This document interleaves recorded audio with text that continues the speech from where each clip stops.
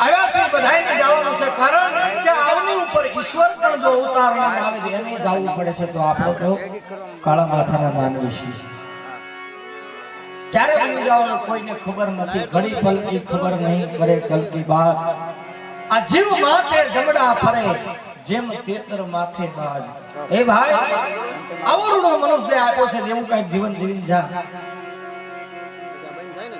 કે તારો પરિવાર પણ પાછળ છે તારું કુટુંબ તારો પરિવાર ગામ યાદ કરે બાકી કાળના જડબામાં એક દિના સમયે બધાઈને આવી જવાનું કારણ દાસ ધીરો ભગત કહે શું કહે છે એક અચળ ચોટ છે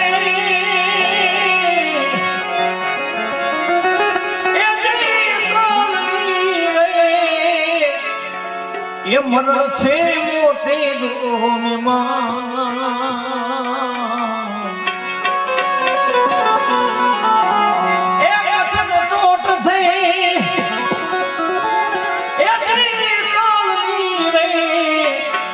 મરણ છે મોટે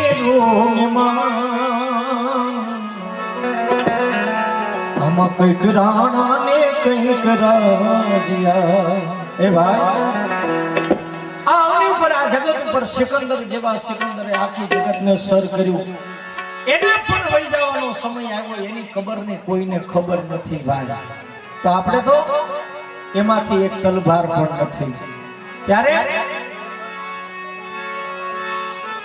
કઈક રાવણા ને કઈક રાજીયા ये छोड़ी हाया रे गरबा ये छोड़ी हाया रे गरबा जो ईश्वर समय आप्यो હોય તો હે દેહનો રસ પીજીએ પીજીએ હે દેહનો રસ પીજીએ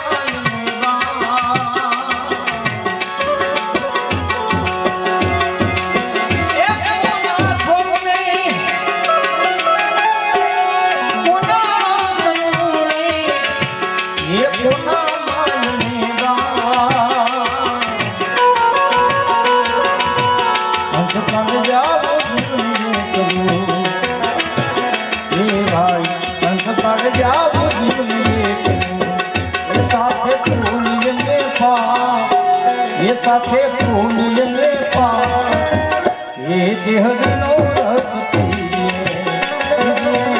એ દેહનો રસ પીએ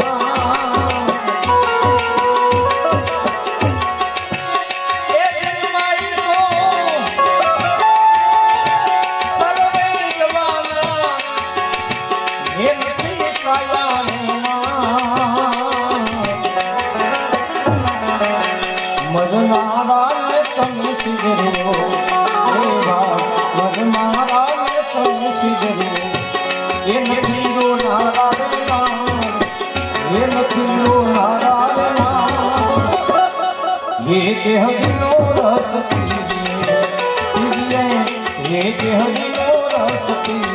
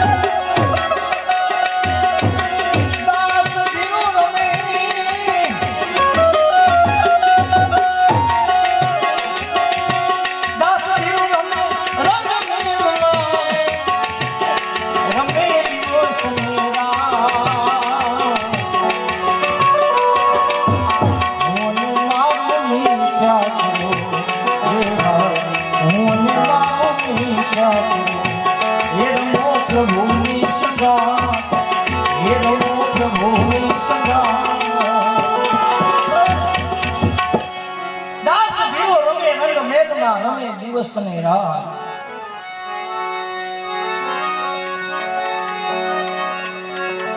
દાસ ધીરો ભગત આ ભજનની રચના એને શમશાનની માલપા કરેલી ત્યારે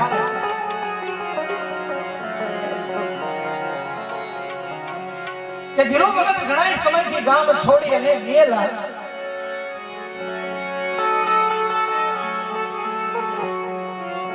પણ 20 વર્ષની ઉંમર પોતાના દીકરાની થાય છે ગામ છોડ્યું અને 22-23 વર્ષ થાય છે પોતાનું ગામ યાદ આવે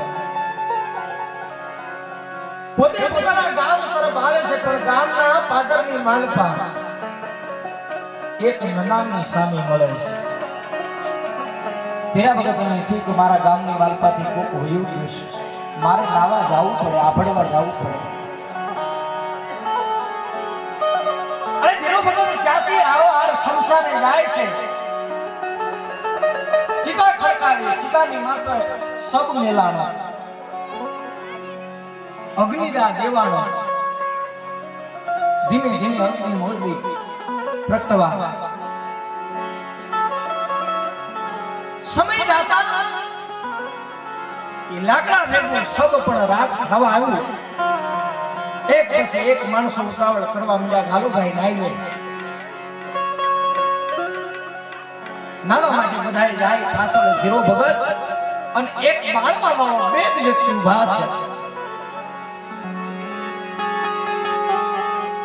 ત્યારે ધીરો ભગત કહે છે, ભાઈ, બાળવા વાળાને કહે છે, ભાઈ આ કોણ વયું ગયું છે? અને ત્યારે ધીરા ભગત ની બાળવા વાળો વ્યક્તિ કહે છે, ભાઈ અમારા ગામની માલપા ભટ્ટ પરિવાર, ભટ્ટી બ્રાહ્મણ. ધીરા ભગત નું એક ખોડું છે.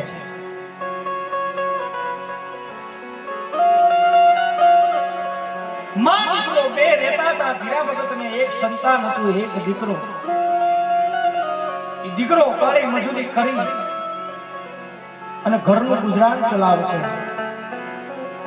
પણ આ સવારે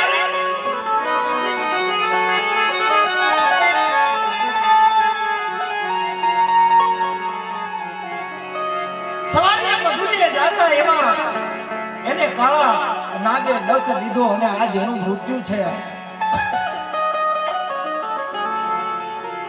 ચિતા ઉપર સબ એનું મિલાણું. આ ચિતા બળે છે ને એ ધીરા ભગતના દીકરાને બળે છે. હવે પોતાનો જ બાપ આમ ઊભો છે અને પોતાના દીકરાને ચિતા બળતી જોવે છે. એ વખતે પ્રભુ પરમાત્મા ઈશ્વર સામે નજર કરીને કીધું કે હે ઠાકર, હે તને આવો સંસાર જન્માઈ તો સફે જવાના નથી, આ કાયા રહેનાર તો મરનાર ને તમે સિદ્ધ રહો. કારણ નથી રોનારા પણ રહેનાર. હે ઈશ્વર, આવું તારું જગત. અને એ તો બાપ જેના ઘરમાંથી કંધોતર જો હોય એને ખબર હોય એ પરિવાર માટે કેટલું દુઃખ હોય. જે દીકરાની માથેથી સત્સંગ સાયા પોતાના બાપને ગુમાવી હોય એ દીકરાને ખબર પડે કે બાપ ગયા પછી સંસારની માલપા કેવડી વિપત્તિ આવે, કેવડી વિપત્તિ ઊભી થાય. કારણ ભલે 80 વર્ષનો બાપ હોય અને સંતાનો 50-60 વર્ષના હોય, પણ બાપની જેથી સત્ર સાયા ગુમાવે ને તેથી ઘર દીકરાઓને નોંધારું લાગે. કારણ કે મારો બાપ જો ઓસરીના કોરે બેઠો હોય ને તો આજ મને જગતની બીક ન હોય, મને જગતની ચિંતા ન હોય. એ હરતો ફરતો જગતની માલપા હોય, પણ બાપ જેની વિદાય લઈ લે ને તેથી દીકરાના પગની માલપા બેડીઓ આવી જાય. કોની? કે આ સંસારની, આ વ્યવહારની, આ પરિવારની બધી. કારણ કે બાપ બેઠો હોય ત્યાં સુધી આ જગતની એને સંસ્કાર ન હોય, પરિવારની સંસ્કાર ન હોય. અને જેની બાપ વિદાય લે છે તેની દીકરા એવું કહેવા માંગે છે. શું કહે છે? કે એના મારી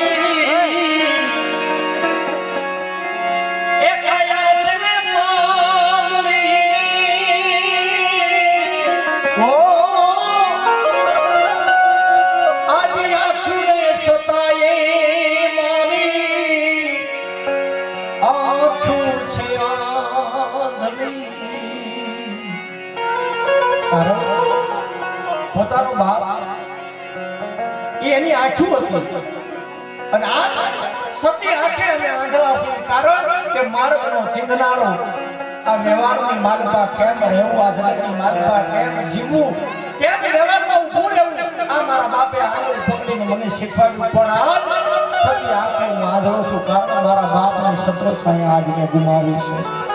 એટલા માટે કઈ કહે છે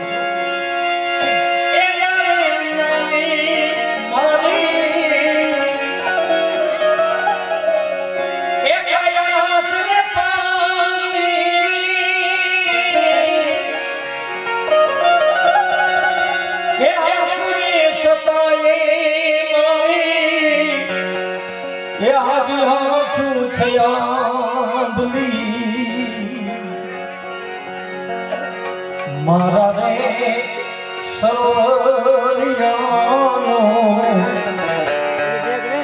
આજ હંસલો ખોવાનો એ તમારા સરોવરિયામાં આયો હોય તો કેજો આયો હોય તો કેજો ભીતરનો ભેરું મારો ભીતરનો ભેરું મારો આત્મો ખોવાનો ને મને મારગનો ચીંદનારો હોમિયો ખોવાનો એ મારગે જનારા કોએ જોયો હોય તો કેજો જોયો હોય તો કેજો જોયો હોય તો કેજો